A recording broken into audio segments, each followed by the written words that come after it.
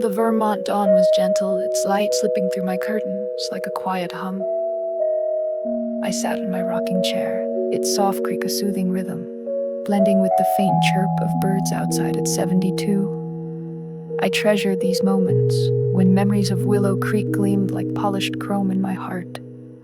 My fingers brushed the mason jar on the windowsill, its glass warmed by a morning glow.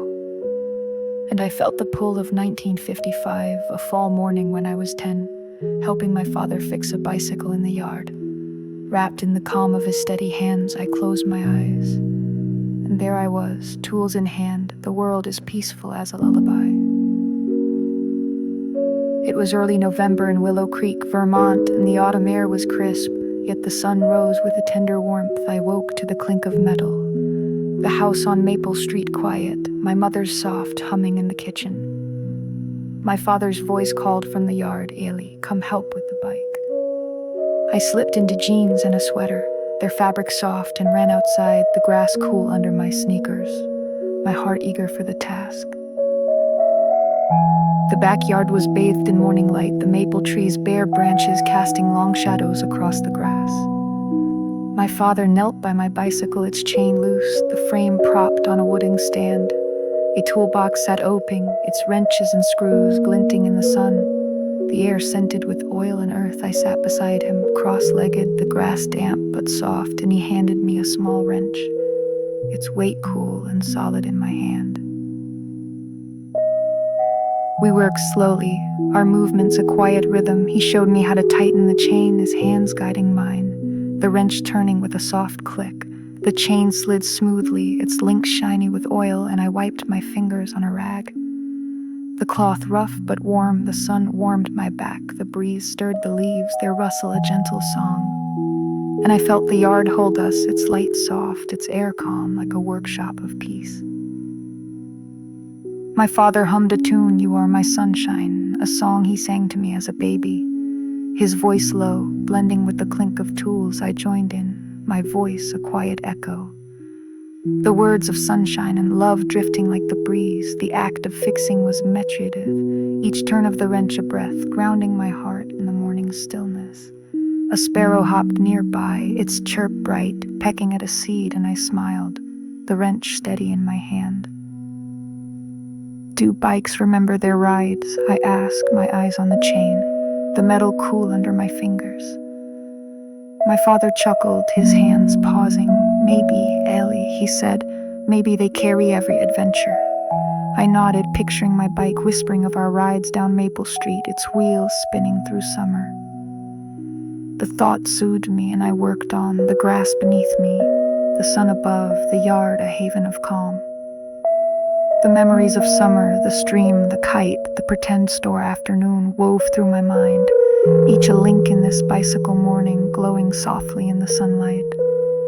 The breeze cooled my cheeks, the rag warmed my hands, and I saw the market morning, the record evening, all shimmering in the bike's frame, each memory a thread of peace. My father's hum faded, but his presence lingered, steady as the tools, and I felt time pause, the yard a cradle, the morning a gift. The chain was fixed, the bike steady on its stand, and we tested the pedals, their spin smooth and quiet. My father grinned, wiping oil from his hands, and handed me the bike. Its handlebars cool, I pushed it in a small circle. The wheels humming, the grass soft underfoot. The world beyond was waking, a neighbor's lawnmower, a dog's bark, but here time felt gentle. The toolbox our anchor, the sunlight our song. "Ready for a ride soon, Ellie," my father said, his hand on my shoulder, his smile warm. I nodded. Leaning the bike against the tree, the wrench back in the box, we walked inside. The kitchen glowing with pancakes, my mother's laughter bright. She hugged me, her scent of flowers steady, and we sat to eat, the bike's hum still in my heart, the morning's calm, a quiet spark. In my Vermont home, the memory of that bicycle morning settled over me like a soft spin. The rocking chair swayed, its creak echoing the wrench's rhythm. At 72, those moments were gone, my father, the yard, Maple Street, but they glowed in me, in the quiet spaces where love endures. The mason jar caught the dawn's light, and I imagined it filled with oil, the scent of grass, the hum of a song. Outside, the Vermont morning sang its birds, a faint echo of Willow Creek. I closed my eyes, my breath slowing, and felt the yard around me, its bike bright, its light warm. My father's hum played on, "You Are My Sunshine," a melody that never faded. As I drifted towards sleep, I was a girl again, fixing a bike in the sun, held by the morning, dreaming in the glow of home.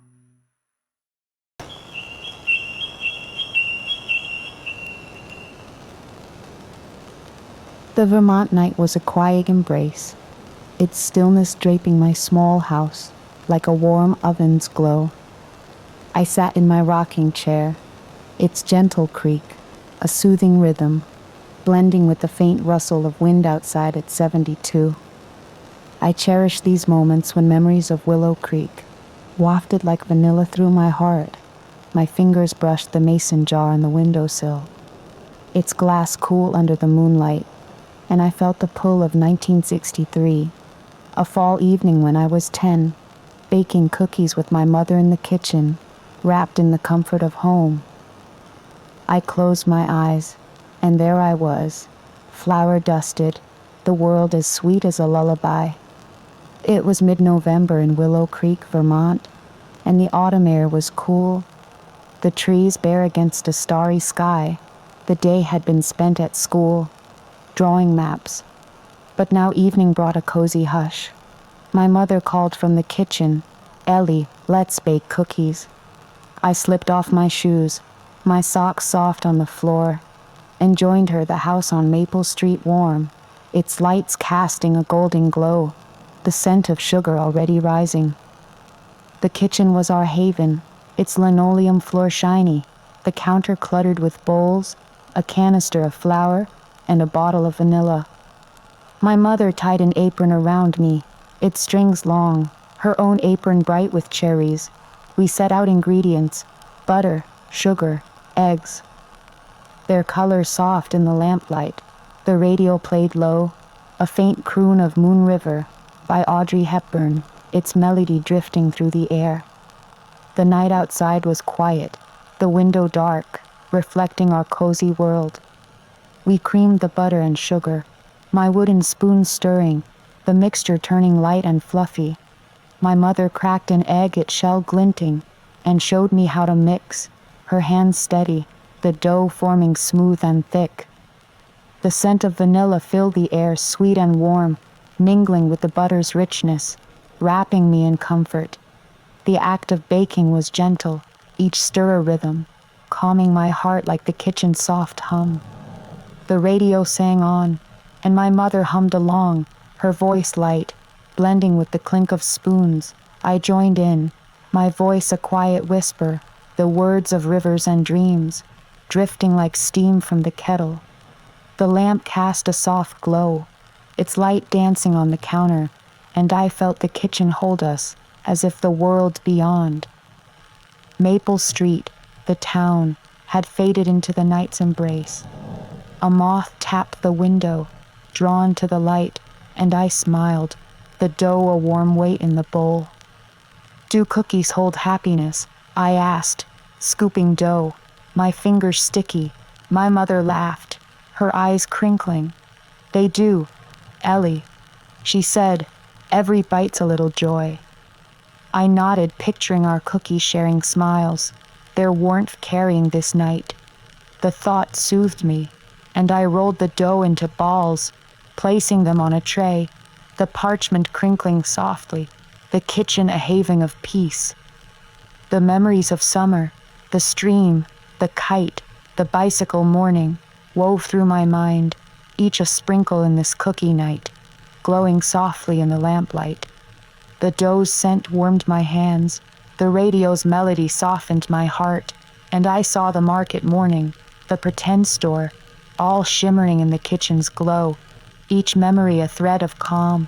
My mother's hum faded, but her presence lingered, steady as the oven's heat, and I felt time pause, the kitchen a cradle, the evening a gift. The oven dinged, its warmth spilling out as we slid the tray in. We sat at the table, the lamp's light soft, and waited, the scent of baking cookies filling the air. My mother poured milk, its coolness a spark in my hands, and we sipped, the glasses clinking gently. The world outside was silent, a distant dog's bark, a car's hum.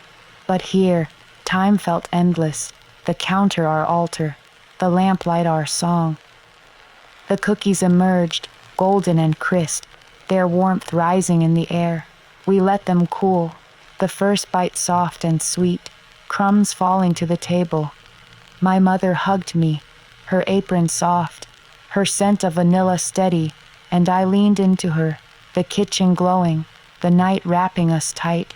We packed the rest in a tin, their scent lingering, the evening's joy sealed inside. In my Vermont home, the memory of that cookie night settled over me like a warm bite. The rocking chair swayed, its creak echoing the spoon's rhythm. At 72, those evenings were gone. My mother, the kitchen, Maple Street. But they glowed in me, in the quiet spaces, where love endures. The mason jar caught the moonlight, and I imagined it filled with vanilla, the scent of cookies, the hum of a song. Outside, the Vermont night sang, its stars a faint echo of Willow Creek. I closed my eyes, my breath slowing, and felt the kitchen around me, its lamp soft, its warmth steady. My mother's hum played on, Moon River, a melody that never faded. As I drifted toward sleep, I was a girl again, baking in the glow, held by the evening, dreaming in the sweetness of home.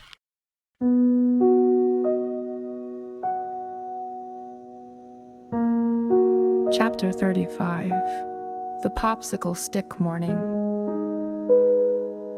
The Vermont dawn was soft, its light filtering through my curtains. Like a quiet breath, I sat in my rocking chair.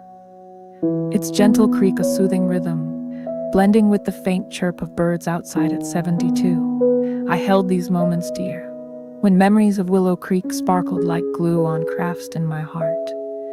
My fingers brushed the mason jar on the windowsill, its glass warmed by a morning glow, and I felt the pull of 1963, a fall morning when I was 10 building a model train. With Lucy on the porch, wrapped in the joy of creation, I closed my eyes, and there I was, hands busy, the world as calm as a lullaby. It was early November in Low Creek, Vermont, and the autumn air was crisp. Yet the sun rose with a tender warmth. I woke to the scent of toast, the house on Maple Street quiet. My parents' voices a low murmur in the kitchen. Lucy knocked on the door, her arms full of popsicle sticks we'd saved all summer, her grin bright. "Let's build a train, Ellie," she said, spilling the sticks onto the porch table. I grabbed a bottle of glue, its cap sticky, and joined her, the morning light spilling over us. The porch was our workshop, its wooden planks cool, the table wobbly but sturdy under a checkered cloth. We spread out our supplies, sticks, buttons for wheels, a spool for a smokestack, the air scented with wood and dew. The sun filtered through the oak tree, casting dappled shadows that danced on our hands. A breeze stirred the leaves, their rustle a gentle hum, and I felt the porch hold us, its light soft, its air fresh like a canvas for our dreams. We worked slowly, our fingers careful, gluing sticks side by side to form the train's body. Lucy pressed a button into place. It shined like a coin, and I added the spool, its wood warm. Our laughter was soft, bubbling up as glue stuck to my fingers, Lucy teasing me with a giggle. The act of building was soothing, each stick a step, our hands moving in a quiet rhythm. The table our anchor, the morning a haven of peace. Lucy hummed a tune, Puff the Magic Dragon, a song from the radio, her voice light, drifting like the breeze. I joined in, my voice a quiet harmony, the words of dragons and seas blending with the clink of sticks. The melody wrapped us, simple and bright. And I felt my heart slow, the morning's light a gentle caress. A sparrow hopped onto the porch railing, its chirp soft, and I smiled, the glue drying cool on my hands, The train taking shape, do trains dream of journeys? Lucy asked, balancing a stick, her eyes twinkling. I paused, picturing our model chugging through fields, its wheels spinning tales. Maybe, I said, maybe they dream of faraway places. She laughed, her hand brushing mine, and we built on, the sticks piling higher, the train's form clear, the morning a canvas of calm. The memories of summer, the stream, the kite, the cookie night, wove through my mind, each a stick in this popsicle stick morning, glowing softly in the sunlight. The breeze cooled my cheeks, the table warmed my elbows, and I saw the market morning, the bicycle repair, all shimmering in our craft, each memory a thread of serenity. Lucy's hum faded, but her presence lingered, bright as the buttons, and I felt time pause, the porch a cradle, the morning a gift. A butterfly flitted past, its wings a flash of yellow, settling briefly on the table before drifting away. We added details, twigs for tracks, a pebble for coal, our laughter soft in the air.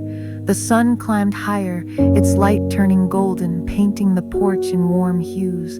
The world beyond was faint, a bicycle bell, a neighbor's wave, but here time felt endless, the sticks our tools, the sunlight our song. My mother stepped out, a tray of lemonade in her hands, its tartness a spark on our tongues. "That's a fine train, girls," she said, her smile warm, setting the glasses down. We sipped, the coolness refreshing, and showed her our work, the train wobbly but proud. Lucy hugged me, her sweater soft, and we left the train to dry, the glue glistening. She ran home, her sticks rattling, and I lingered on the porch, the lemonade cool in my hand, the morning's joy in my heart. In my Vermont home, the memory of that popsicle stick morning settled over me like a soft craft. The rocking chair swayed, its creak echoing the stick's clink at 72. Those moments were gone. Lucy, the porch, Maple Street, but they glowed in me. In the quiet spaces where joy endures, the mason jar caught the dawn's light, and I imagined it filled with glue, the scent of wood, the hum of laughter. Outside, the Vermont morning sang its birds, a faint echo of Willow Creek. I closed my eyes, my breath slowing, and felt the porch around me. Its table bright, its light warm, Lucy's hum played on, Puff the Magic Dragon, a melody that never faded. As I drifted toward sleep, I was a girl again, building a train in the sun, held by the morning, dreaming in the glow of play. The Vermont night was a gentle hush, its stillness cloaking my small house like a warm heart's glow. I sat in my rocking chair, its soft creak a soothing rhythm, blending with the faint whisper of wind outside. At 72, I treasured these moments when memories of Willow Creek flickered like firelight in my heart. My fingers brushed the mason jar on the windowsill, its glass catching a star's faint gleam, and I felt the pull of 1963, a fall evening when I was 10. Reading by the fireplace with my father, wrapped in the calm of stories, I closed my eyes, and there I was, pages turning, the world as tender as a lullaby.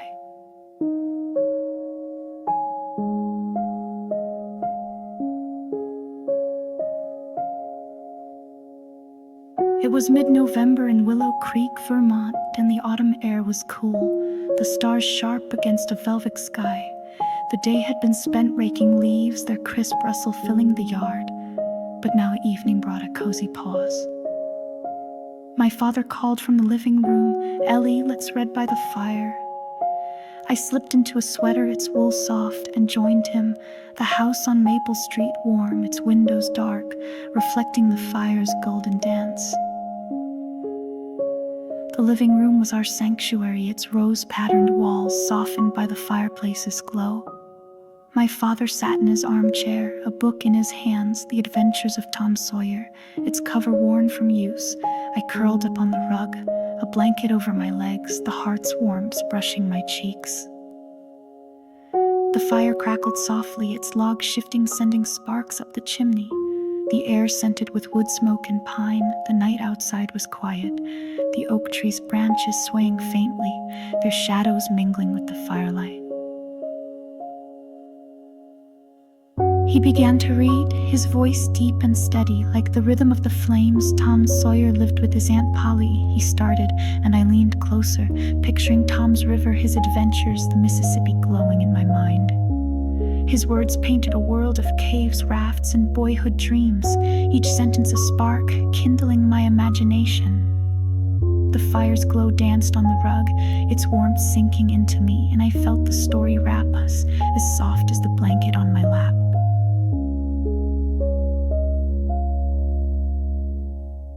Pages turned, their rustle blending with the fire's pop, a quiet duet in the room's hush. I hummed a tune, my old Kentucky home, a folk song from school, my voice barely a whisper, drifting like smoke.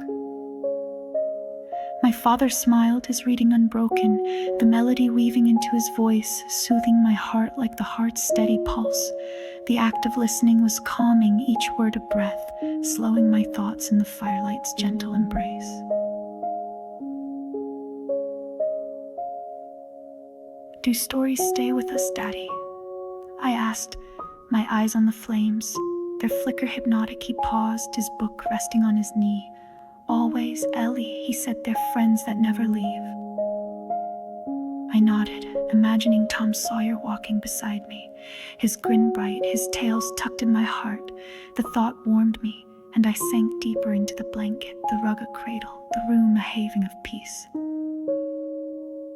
The memories of summer, the stream, the kite, the popsicle stick morning wove through my mind, each a page in this fireside evening, glowing softly in the firelight.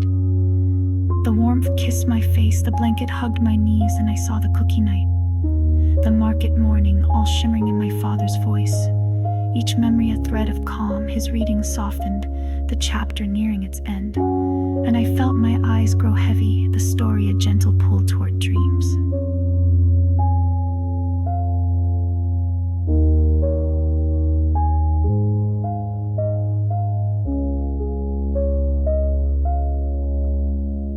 My mother stepped in, a mug of cocoa in her hands, its steam curling in the air. She set it beside me, the mug warm, its sweetness a spark on my tongue. She sat on the couch, knitting quietly, her needles a faint click, her presence a steady light. I sipped the cocoa, its warmth spreading, and leaned against the hearth. The stones cool, the fire warm, the room held us, its glow a promise of safety, the night wrapping us tight.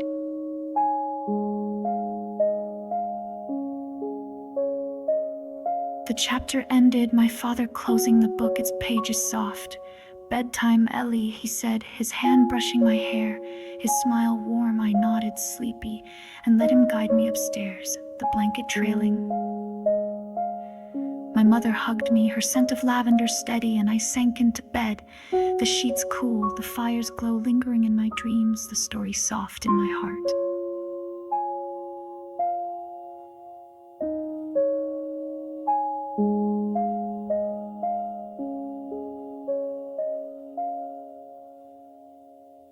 In my Vermont home, the memory of that fireside evening settled over me like a warm page.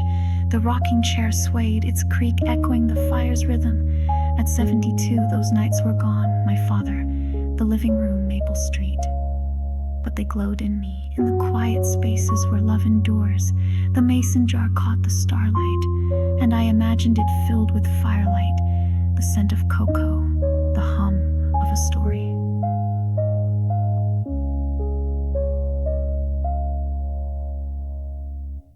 Outside, the Vermont night sang its stars, a faint echo of Willow Creek.